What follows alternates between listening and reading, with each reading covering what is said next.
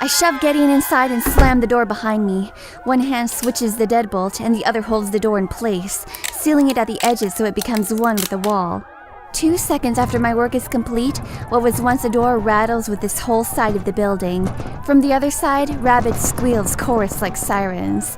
This building won't hold up to their enthusiasm. I dash to the closest window and toss the curtains aside, grimacing at the sight of the swarming love zombies. They all wear the expressions of teenage girls at a Beatles concert, even though many of them haven't been teens for decades and half of them aren't even female. When they notice that I'm watching, they turn their gaze toward me. The flashing of their fuchsia-colored irises and heart-shaped pupils is enough of a threat for me to shut the curtains. Jace and Dre. Gediyon starts. Jace will be fine, I say. If they trample him, he can just heal himself. I huff and put my hands on my hips. They would have torn you apart, Gediyon. Why did you just stand there? Gediyon chuckles.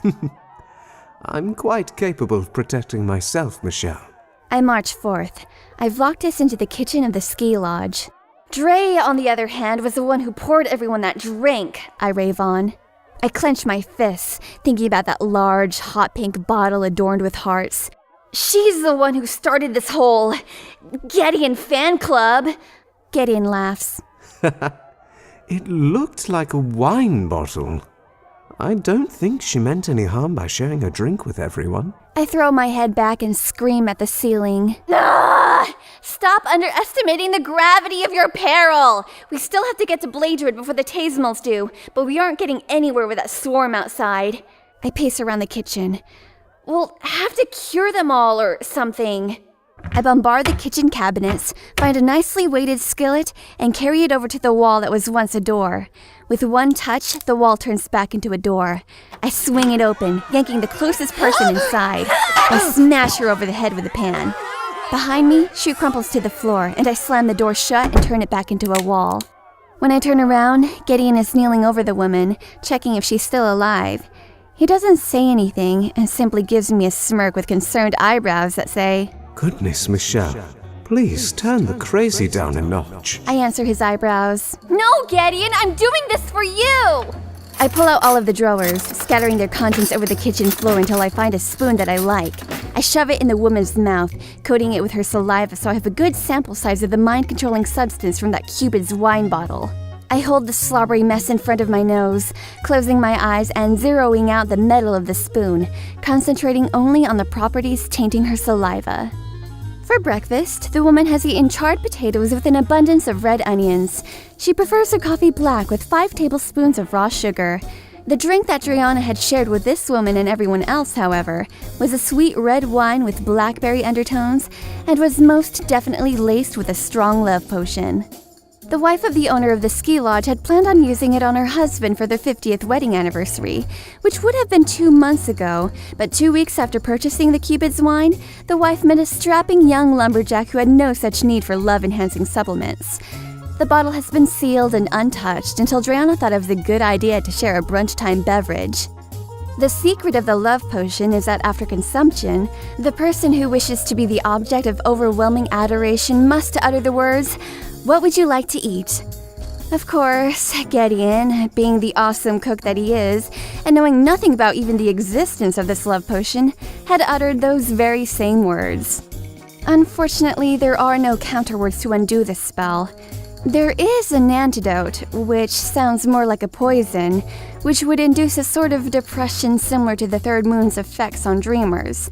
Those afflicted with the love potion would come down from their high. I know nothing of this antidote, but having endured the third moon, I think I can recreate a substance that would mimic its effects.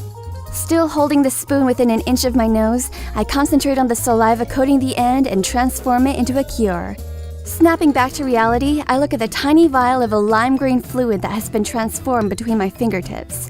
I flash it at Gediyon, who's still eyeing the woman on the floor. I tell him, I have the cure here. Now we just need to find a way to get everyone to swallow it. Gediyon smiles.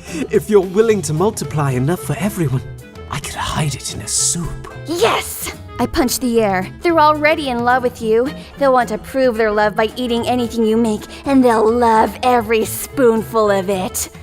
Gediyon carefully steps over the scattered utensils on the floor and starts opening cabinets. Now, what kind of soup could I make?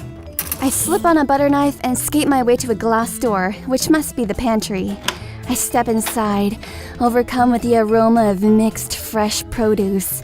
I grab a whole basket of onions, because French onion soup would be nice, but on my second trip back into the pantry, my eyes fall upon something glorious. Something aromatic. Something that no way in hell could make anything taste awful. A watermelon-sized wheel of cheese. Angels sing and light from the heavens beam down on the beautiful wheel. I reach for it and take it into my arms, handling it carefully as if it were a newborn infant. Then again, I'd probably drop such a child. Even through its thick rind, I can smell its delicious, ripe goodness just waiting to be sliced through and melted into an artery-clogging soup. I carry it back into the kitchen, awestruck written all over my face. Gediyon, who has just placed an oversized pot on the stove, turns to me. At the sight of the wheel, his eyes light up just as mine did.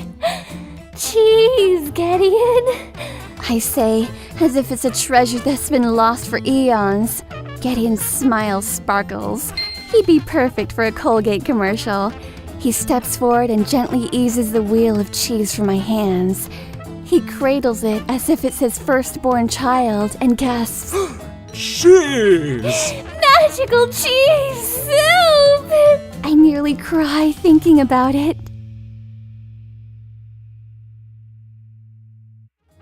Yes, cheese. Beautiful, sweet, beautiful cheese. It's okay, cheese. I don't care what color you are. I know who your father is. You're my baby, cheese. I'll name you Roquefort, and we will go away together.